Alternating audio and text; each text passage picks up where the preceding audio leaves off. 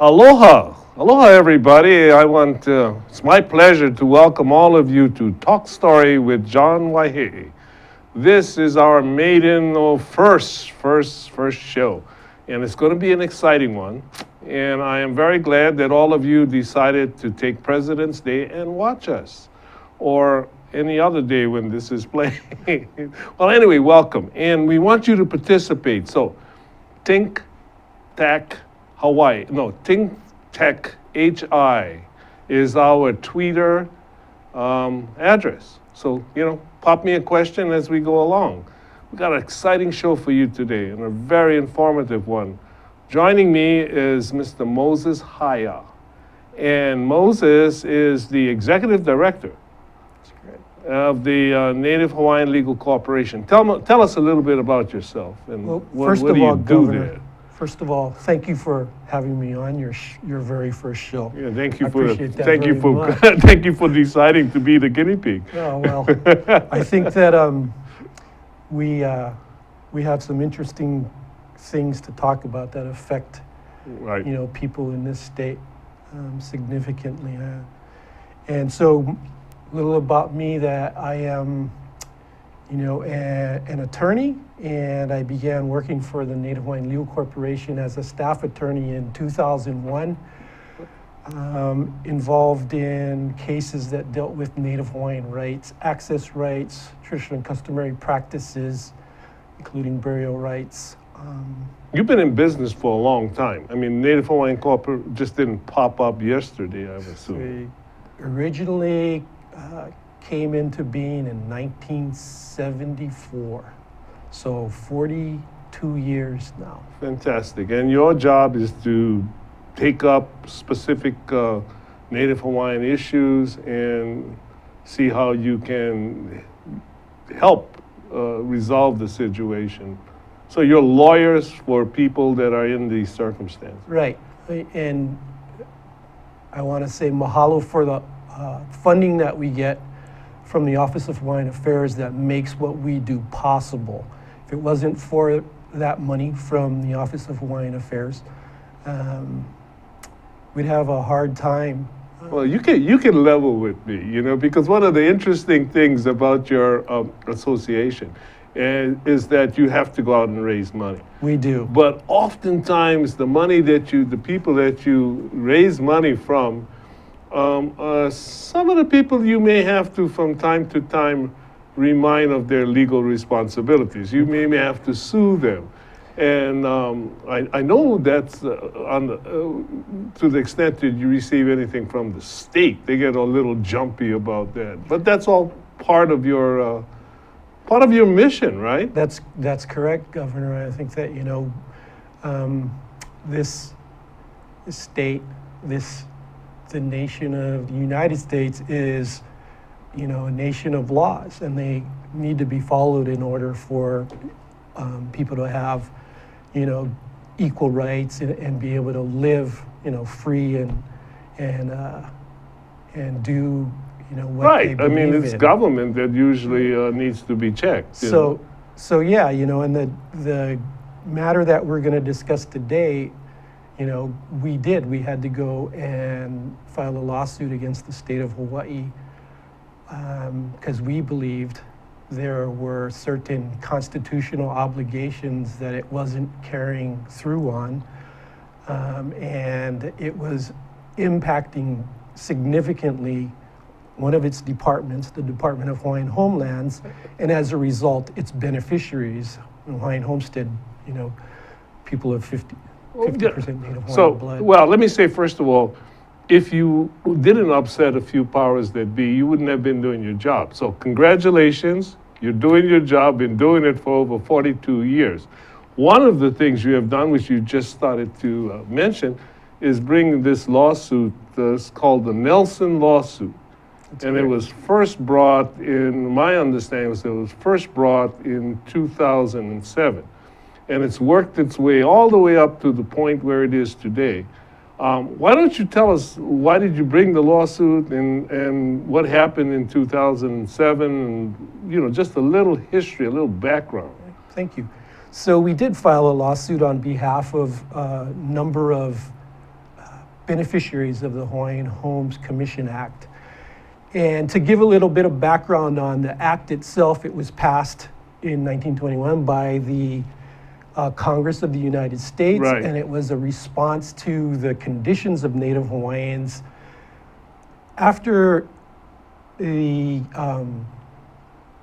impact of Western contact on Native Hawaiian culture. I mean, all the guys who came here and took over our, Yeah, the pretty open much. space. So understanding that Native Hawaiians were severely impacted by a change in, how they viewed the world. Prince Kuhio actually got this through the Congress, and it was passed in 1921. And when the state agreed in 1959 as a compact with the federal government, when it became a state, to take over that obligation, the Hawaiian Homes Commission Act and its So requirements. you can say that because it was part of the compact to become a state, the idea of the Hawaiian Homes Act and an idea for the state to take it over, it sounds a lot like there was some kind of a contract or some type of a condition that was satisfied because the state said we would be responsible for carrying out the purposes of this act. I mean, am I too far off, or is that No, I think you're Pretty right much. on target with that. right? It was, if you want to become a state in the United States, then this is one of the things that you are going to be responsible for. And we agreed to take on that responsibility. So for all the people who like being a state of the United States, they ought to know that part of the condition for receiving that was taking care of the Hawaiian Homes program. Now, I don't think you would be suing the state for, in this case, if they had been in fact taking care of the Hawaiian Homes program like they should. Or is there more to this? Yeah, so, fast forward to 1978, and there's the Constitutional Convention. Prior to 1978 and the Constitutional Convention, the law or requirements of that the state had to take on said that it may make sufficient funds available for the Department of Hawaiian Home Lands for it to operate. In 1978, given the history of the lack of sufficient funding to make, this program, Hawaiian Homes, success, was viewed critically, and the convention members proposed an amendment. So when you say that prior to 1978, it was discretionary, I guess, with the state funding, what were the consequences of them not funding? What was happening to the program as a result of not providing any funding, at least prior to 1978? I mean, it's, you get to be a state in 1959, you agree to run the program as a state, and then we come to 1978, and there's this discretionary language, but it appears that the state of Hawaii was not carrying out any funding, or so. What are the consequences of that? One of the biggest was an ever-increasing waiting list of beneficiaries. So that today, that list is around 28,000 people on the waiting list.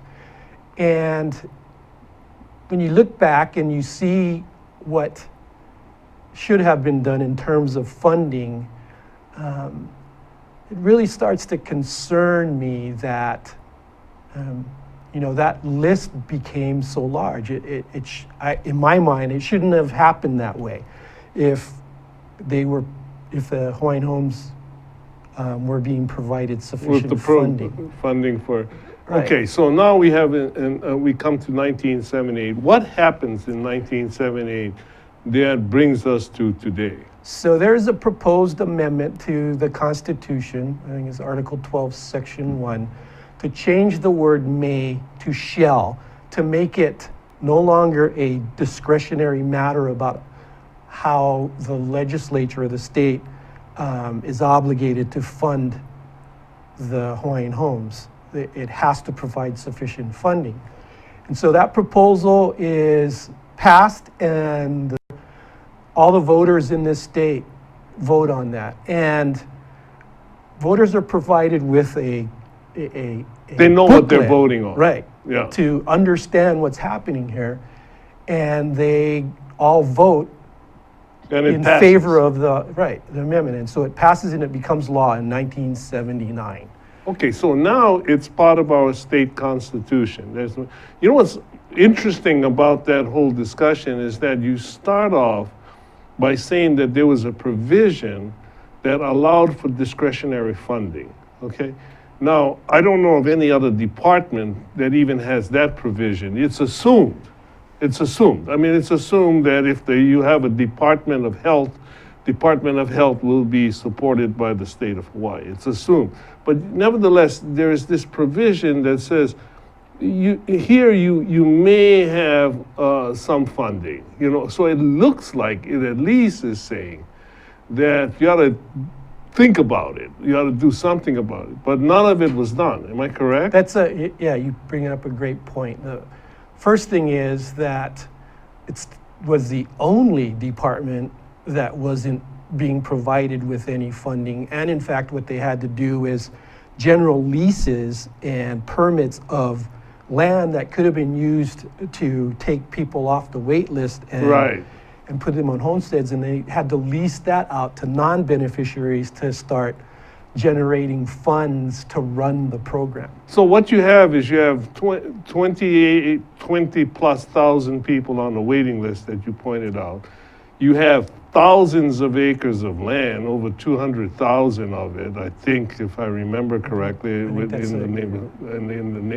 in the Hawaiian Homes inventory. But the connection of putting people and lands together doesn't take place because whatever money is being generated by the department is being absorbed for administrative costs that normal departments get as a matter of course.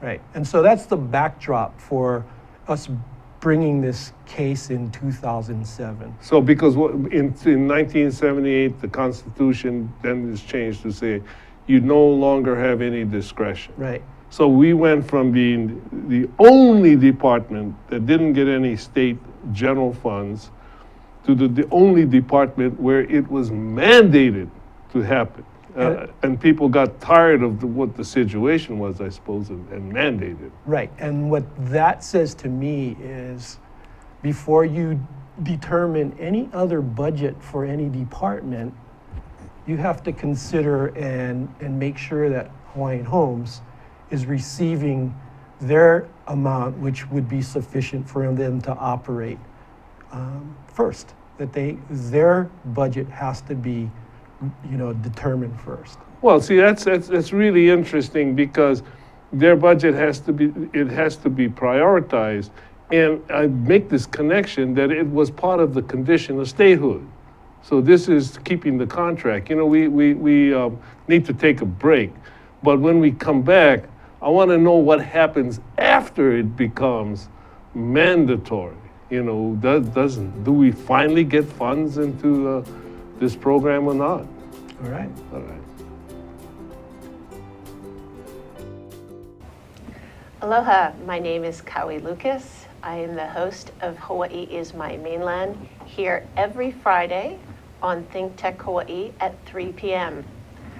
I invite people who are doing interesting and inspiring things in our community to help us keep it local and keep it real. Tune in any Friday, 3 p.m. and also available on our YouTube channel and my blog, kauilucas.com. Hawaii is my mainland. Aloha. Okay, I'm Jay Fidel, that's Ray Starling. We co-host a show called Hawaii, the State of Clean Energy, every Wednesday, 4 to 5 p.m. It's really interesting. Ray has a way of unzipping these guys. He asks them these questions and all this stuff tumbles out, and we find out stuff we would never know about without race questions. Thank you, Ray. You're welcome, Jay. I'm very pleased to be your Ed McMahon every Wednesday at 4 o'clock here on the internet. So you can join us and see what's happening in the energy world, and there is a lot going on. So join us every Wednesday at 4 o'clock. Yeah, come around, be energized right here on ThinkTech. Aloha. Welcome back, everybody, and for those that have just joined us, this is Talk Story with John Waihee, and today we are talking with Moses Haia, who is the Executive Director of the Native Hawaiian Legal Corporation, and we're discussing this very important lawsuit that they are involved in called the Nelson case, and it involves the constitutional requirement to fund the administrative costs of the Department of Hawaiian Home Lands. So Moses, here we are. 1978, the Constitution of Hawaii changes and now mandates that the Department of Hawaiian Homes get funded. What happens in the real world? Well, for the most part, there is the same amount of funding, which is almost nothing, that goes to DHHL and has to continue to lease its lands to generate the revenue for it to operate. There are a number of years, and I think you know which years those are, Right. that there is funding provided to the Hawaiian Homes, but it asks for funding each year, and despite its request, each year it is provided with much less than what it's requesting and what Right. it believes is sufficient. In fact, the language of the Constitution mandates that sufficient funding would be provided. But what's in fact provided is something that's much, much less than sufficient. So we continue this situation of having the the department using its resources to keep itself in business as opposed to putting people on the land. And so I guess at some point in time in like 2007, you have a group of people, clients, who decide that this is not good enough. I mean, this doesn't work. And so you take a lawsuit. Is That's that right. pretty much So- what happens? Right, so we, receive a request from individuals concerned about the situation. And so in 2007, we filed a lawsuit. It goes through the lower courts, the circuit courts in Honolulu, and What happened at the circuit court? so the state of Hawaii, who's the defendant, files a motion for summary judgment on the basis that all the issues that we're discussing and bringing up in the lawsuit about sufficient funding is a political question. And in other Political words, question. What does that mean? it's an issue that the court doesn't have standards to come to a reasonable decision with. And so the circuit court agrees with the state and grants their summary judgment motion. We appeal that decision to the Intermediate Court of Appeals. And in, I think it's 2011, it comes out with the decision completely reversing that circuit court decision Right. and says, no, there are standards. You that can, can in be fact, used. decide this issue, which is what is sufficient funding. Right. And you know one thing, though. We all know one thing. We going in when you filed a lawsuit in 2007 is that no funding is not doesn't meet the standard, right? That's true. So and by too any- little funding by any stretch of the imagination doesn't meet the requirement of sufficient funding. So the question then is, how much is sufficient? So that goes to the state, and they say, well, whatever we give you seems to be or not give you is sufficient, because unless we decide what it is, nobody can decide what it is. Isn't that what a political question actually means? That's true. That's So you lose the They're first dis- one. right. And we go and appeal that to the Intermediate Court of Appeals, and they reverse and rule in our favor. Okay, And then the state appeals again. appeals that decision of Intermediate Court of Appeals to the Hawaii Supreme Court. And the Hawaii Supreme Court in 2012 affirms in part and reverses in part the ICA decision, the Intermediate Court of Appeals Okay. decision. And they find that there are certain requirements that there are no reasonable, well, there are certain jobs of the Hawaiian homes that there are at this point no reasonable standards to look at, reasonably and identifiable standards, like for actually building a home or putting, a development up. But they say, by, like you said, any stretch of the imagination, zero is clearly not sufficient funding. Right? I think all people can agree on that, right? Yeah, I would say so. And for administrative and operating expenses, there are standards that can be used to determine what is sufficient. So the Hawaii Supreme Court remands back to the circuit court for a trial on that one issue. On what is sufficient. What is sufficient for administrative and operating And that's where, expenses. that brings us pretty much until today and the current decision. But before we go there, all right, so you go to court, you file on this constitutional mandate. It's held by the district court, or the circuit court to be I can never say it, but jurisdictionable. And then it's reversed by the intermediate appellate, reversed by the Supreme Court in part, with them sending you back down. Now, my question is, where was the Hawaiian Homes Commission doing all of these steps? Where was the people who were supposed to be directly in charge of, or in my opinion, had the fiduciary responsibility of being in charge of the Hawaiian Homes Commission? Where were they in terms of the state versus your plaintiffs? So when we filed this lawsuit and the state filed their motion for summary judgment, Hawaiian Homes, the department itself and the commissioners joined in on that motion for summary judgment. So they were clearly arguing that... They didn't need the money.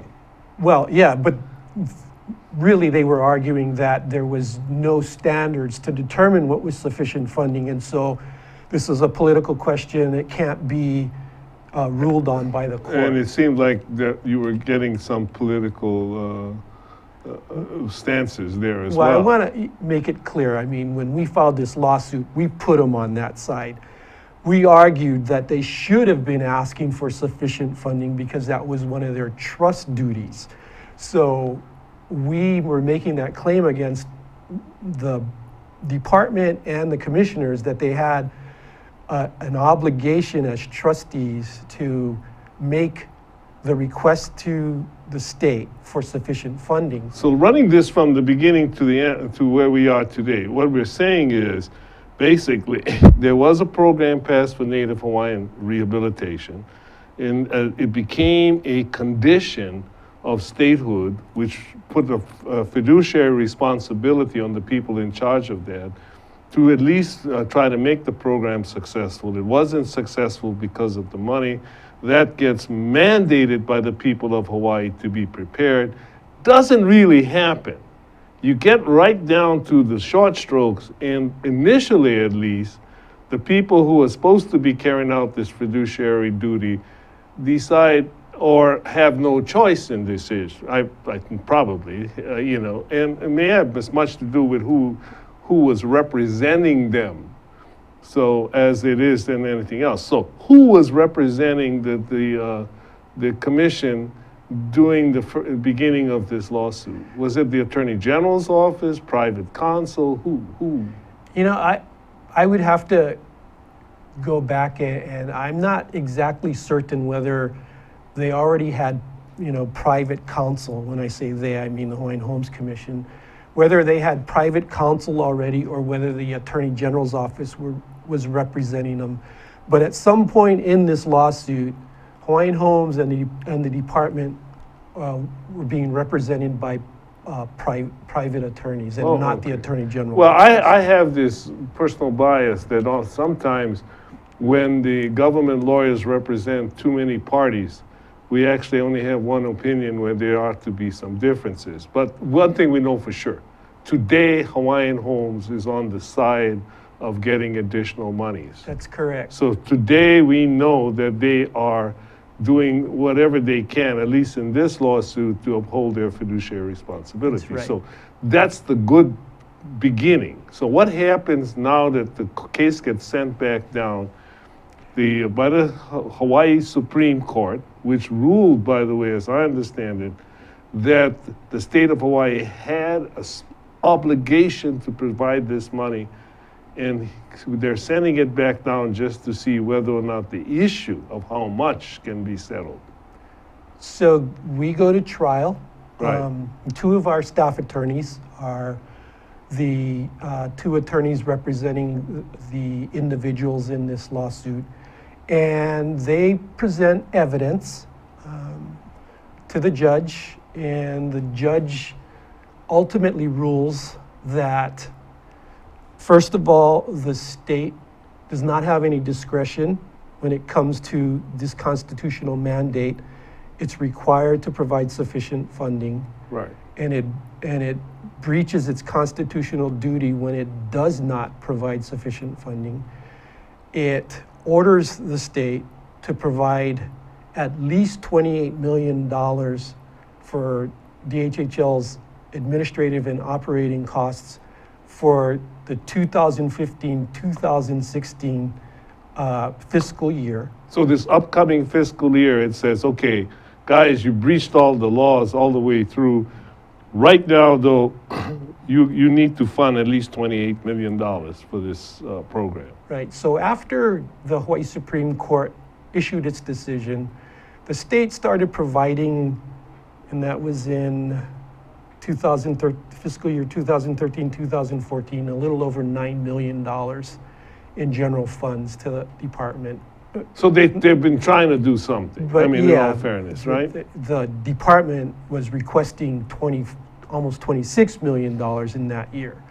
And so since that ruling by the Supreme Court, the state has been providing $9 million. It seems like a lot of money, but I don't want people to miss something that you just said. You said that the department was really asking for something like $26 million. They were receiving about $9 million. That's right. Now, $9 million by itself seems a little, seems like a substantial amount of money for you, and I assume, I know for me. Anyway, but what we're really talking about is that the budget request was for something like $26 million. It was actually cut something like 60%, more than 60% maybe, to provide just the $9 million. Now, is there any other department in the state of Hawaii that faced a budget cut of that size that you know of? Not that I know of. Yeah, I can see where people get, budgets get adjusted. Everybody wants a little bit more than, we can afford. And so if it's the Department of Health, for example, or the Transportation Department, yeah, I can see you might cut off 5-10%, some small. But in this case, over 60% of the request was not complied with. Am I correct? That's the numbers that the court was using based upon the evidence presented at trial. Yes. Right, and then they were saying this is what, and so they came up with $28 million as the correct number that ought to be, minimum that ought to be funded. Right, so for fiscal year 2015-2016, there's another $18.6 million that should be going based upon the court's decision to Hawaiian Homes for this current fiscal year.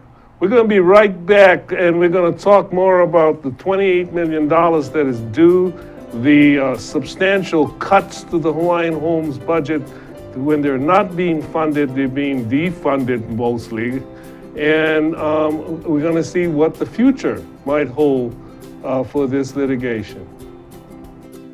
Aloha, this is Keli'i Akina, president of the Grassroots Institute, and I want to thank you for watching ThinkTech Hawaii. We are delighted to be partners with ThinkTech because it gives us the opportunity to bring to you a show every week on Monday at 2:00 p.m. called Ehana Kako. Ehana Kako means let's work together because we believe that Hawaii will be a better place when everybody works together. And in what way? Well, at the Grassroots Institute, we research 3 basic areas and we invite guests to come on board from across the country, the state, and the nation to talk about a better economy, a better government, a better society. Now, aren't those things we all want? Indeed. If you'd like to have the latest research in terms of public policy, as well as ways in which we can build a better government, economy, and society, then tune in every Monday on ThinkTech Hawaii at 2:00 p.m. for our fascinating guests on Ehana Kako. Let's work together. I'm Keli'i Akina with the Grassroots Institute, and I'll see you then. Aloha. All right, welcome back, everybody. And for those of you that are just joining us, you are at Talk Story with John Waihee. And we want to encourage your comments, and you can get us by tweeting ThinkTech HI. ThinkTech HI. Now we're talking to Moses Haia. It's fantastic. We're discussing the Nelson case, which the Native Hawaiian Legal Corporation just won another decision on.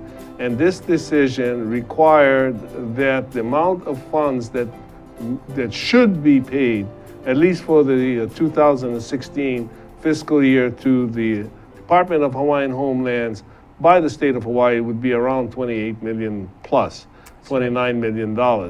And, I wanted to ask you though, Moses, that $20 million seems a lot like the $30 million that Hawaiian Homes received for 20 years. Now, for 20 years, separate from this lawsuit, there was $20 million, $30 million given each year to Hawaiian Homes from the state of Hawaii.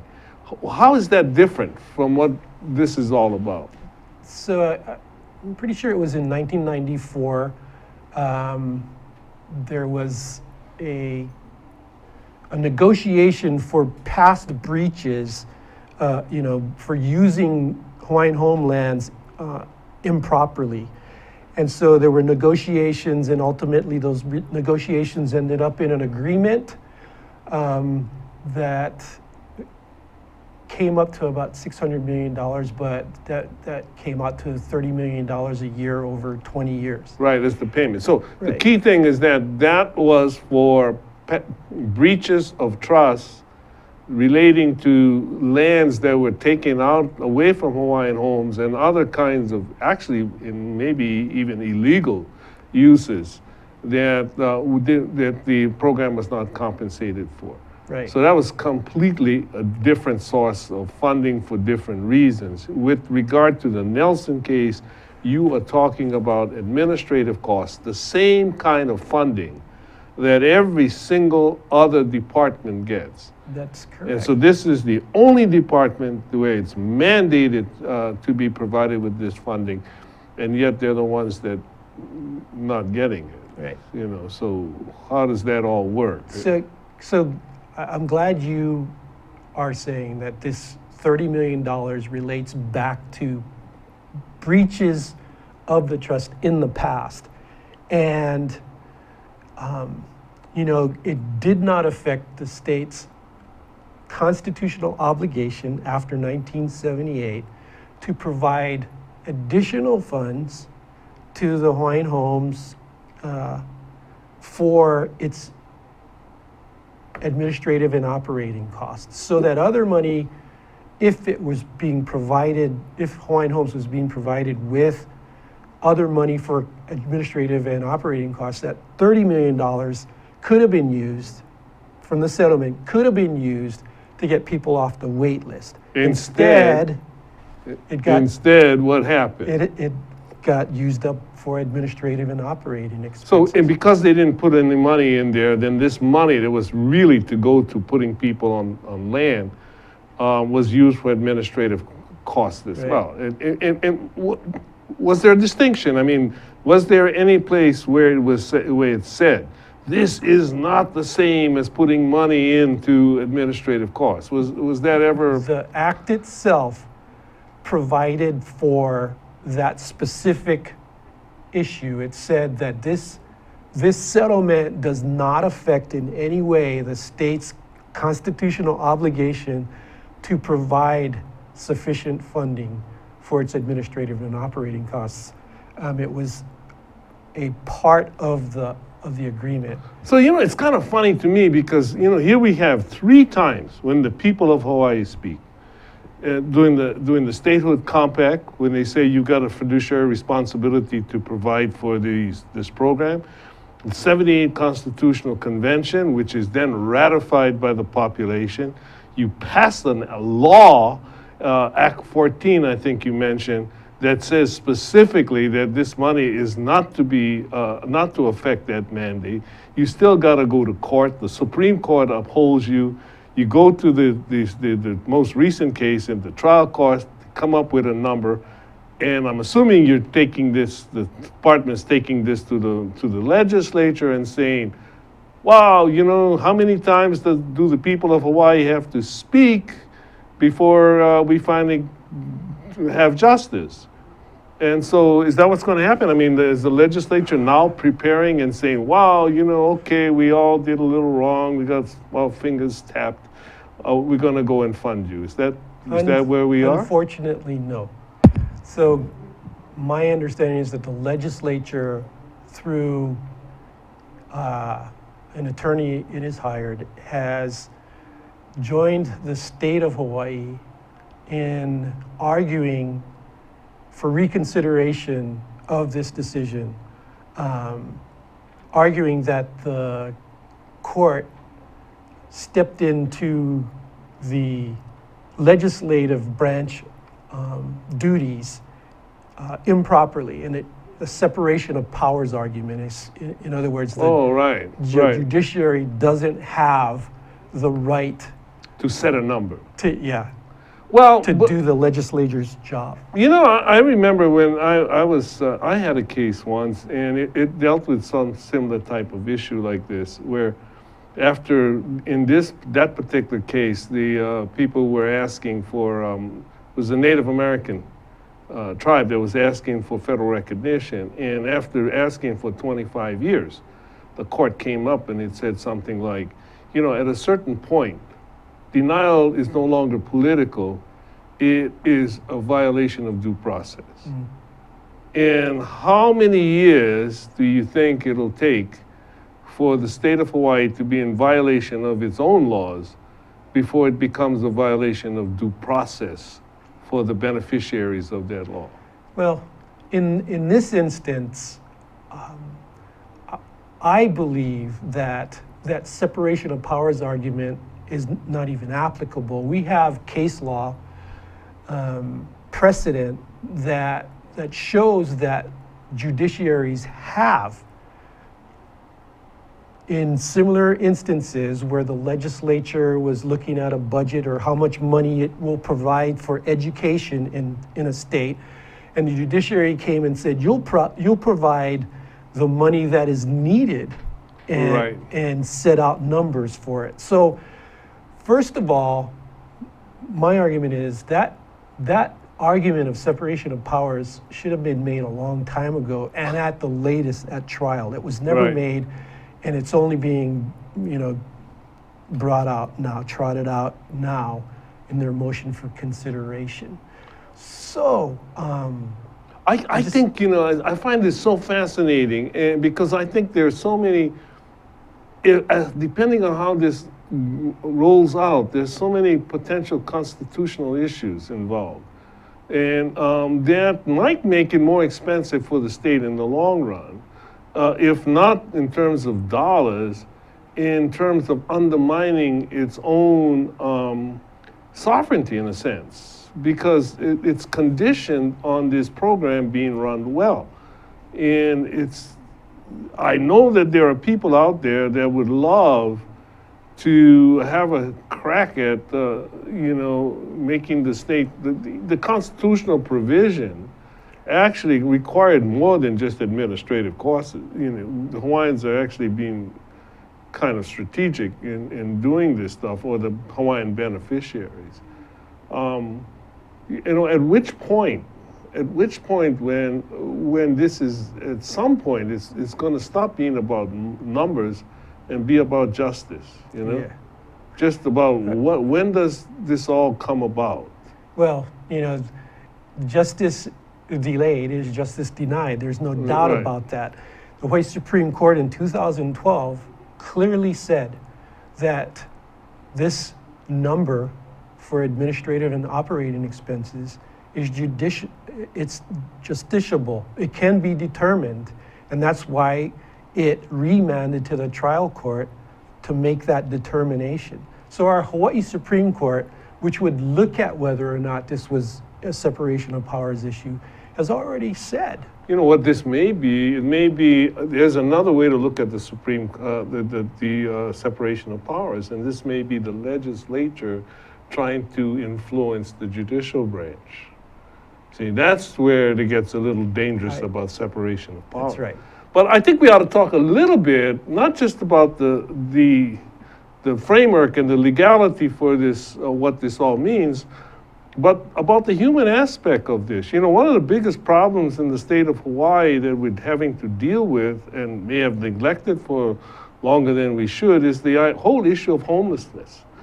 And, it seems to me that anytime you have a program that involves putting people in homes on property, that's a good thing to support in and of itself in an era of homelessness. Why is it so hard to believe that when you have thousands of acres out there and thousands of people who could move in it, that you shouldn't be improving the home inventory for people that would be beneficiaries of that program? Right. And that specific issue was what the Prince Kuhio was all concerned about when he went to lobby Congress for this bill. Right, exactly. In 1920, it was about, let's put Hawaiians back on, land, something that, they are, that's a part of their ohana. Land is